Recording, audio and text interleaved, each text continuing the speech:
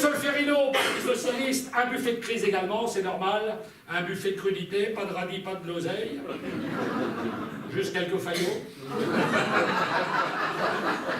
En entrée, un potage, consommé fabusien, une soupe au vieux crouton.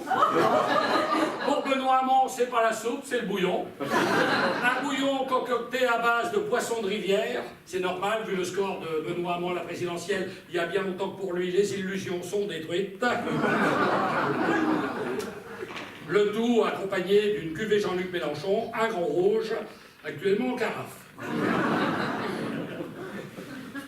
Chez les Républicains, un buffet aussi, avec le potage Sarkozy, également appelé couillon de 11 heures, ou encore le velouté à la Vauquier, une soupe à l'oignon, actuellement en rupture de stock, en plat un poisson. Un poisson en eau troupe, qui n'est pas encore tout à fait cuit, mais qui n'est plus vraiment cru, le Patrick Balkany, qui est un filet de non-lieu.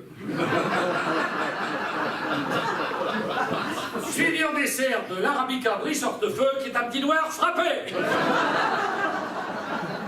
Pour ce qui est du vin, on est actuellement en rupture de Bordeaux blanc. Nous vous proposons le Clos Mariton, un sauterne.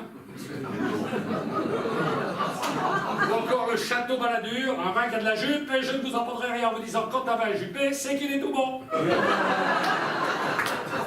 Au Front National, un menu périgourdin, avec le filet de canard à la roubaisienne.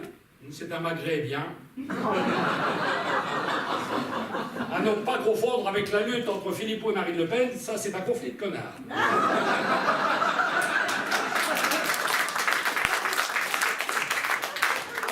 Le tout sera accompagné d'une cuvée Jean-Marie, qui est un brut blanc de blanc.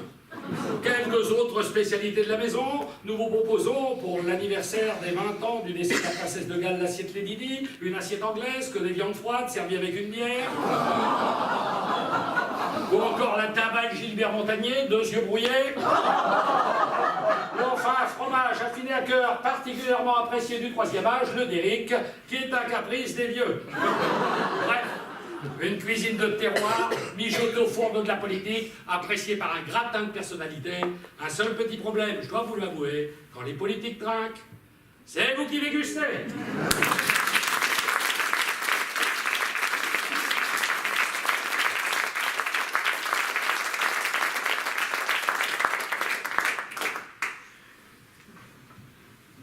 Il est une tradition chez les chansonniers, c'est ce qu'on appelle le tour d'horizon. Le tour d'horizon, c'est l'ensemble des faits politiques, sociaux qui se sont déroulés ces derniers temps. On a remarqué qu'il y avait eu du changement. Pas vraiment. Depuis le mois de juin dernier, nous assistons désormais à une amélioration dans la dégradation de la situation. François Hollande nous a quittés dans l'indifférence générale. Moi, je trouve qu'on n'a pas reconnu suffisamment François Hollande. C'est enfin un président qui avait tenu ses promesses. Il avait dit qu'il allait renouveler la classe politique, il l'a fait.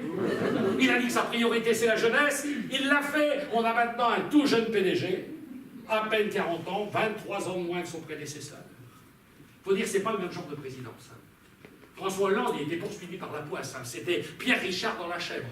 Un ennui se terminait, un autre commençait. Il sortait de chez lui, il pleuvait. Il passait dans la rue, un pot de fleurs tombé, c'était pour sa tronche. Un chien avait la patte, c'était pour son pantalon. Avec Emmanuel Macron, tout change. Il sort de chez lui, il fait beau. Un chien lève la patte, c'est pour le pantalon à Fillon. Et vu le prix du costard, c'est quand même du gâchis. Un peu de fleurs tombe du balcon, c'est pour la tête de Benoît Hamon. C'est Jamal Malik dans Smulldog Millionnaire. Il prend un billet, il gagne le gros lot. Il casse un miroir. Il passe le vendredi 13 d'une année bissextile sous une échelle sans barreaux. Là, il croise un chat noir avec des fers à cheval. Ça lui fait rien. Il est poursuivi par la chance. Macron, c'est Midas. Non, pas Midas, le marchand de pneus. Midas, le héros grec qui transformait tout ce qui touchait en or.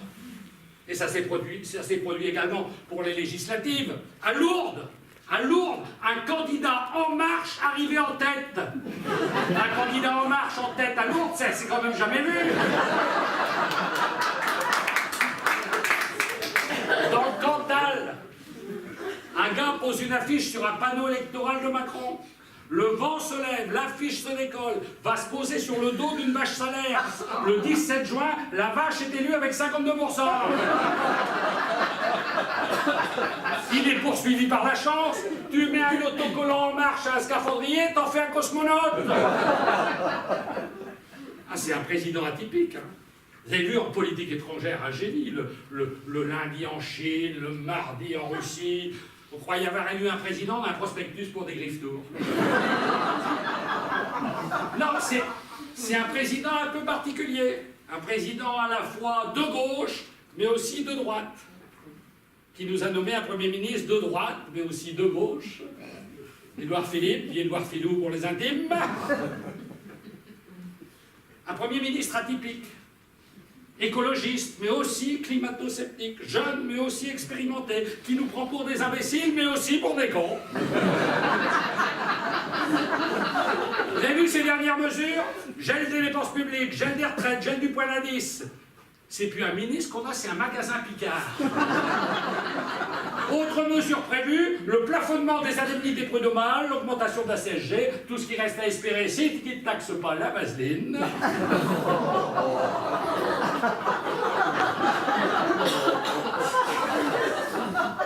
Ministre de l'Intérieur, Monsieur Gérard Collomb, chargé de redorer l'image de marque de la police, ben, il y en a bien besoin. Un éducateur me disait, la police a une mauvaise image de marque. Aujourd'hui, on demande à des gamins de jouer aux gendarmes et aux voleurs. Ils ont la honte de faire le gendarme. Faut dire qu'ils sont jamais là où tu les attends. Tu vas dans un quartier où ça craint, t'en vois jamais. Tu vas dans un quartier tranquille, il y en a plein sur le trottoir. À tel point que maintenant, quand je croise 3 gars en uniforme sur un trottoir, je me pose toujours la même question. Sont-ils sur le trottoir parce que le quartier est potentiellement dangereux, ou est-ce que c'est parce que ce quartier est parfaitement sûr qu'ils sont venus se réfugier sur le trottoir? Le seul endroit où on voit encore, c'est le long des routes. Pour la politique de sécurité routière, une politique totalement contradictoire. Vous avez vu sous François Hollande 2 mesures totalement contradictoires, et ce la même semaine. Le ministre des Transports qui propose de limiter à 30 km/h la vitesse en ville, pendant que la dame qui s'occupait de la condition féminine choisit de pénaliser les clients des prostituées.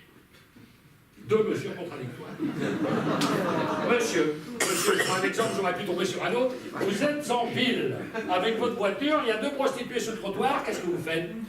Vous ralentissez. Pour avoir le 30 en ville, enlevez les radars, remettez-nous les prostituées.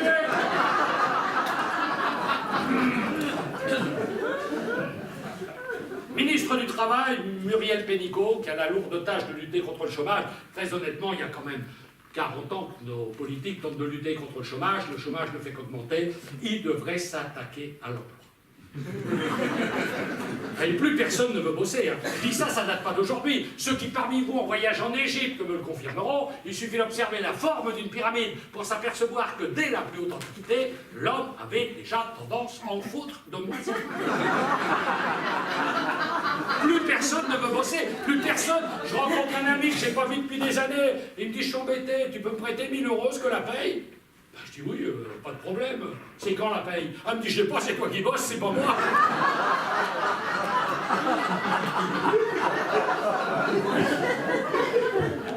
Ministre de leurs économies et de nos finances, Monsieur Le Maire, Bruno Le Maire, le Rastignac républicain. Vous avez suivi son parcours, c'est quand même étonnant. Hein.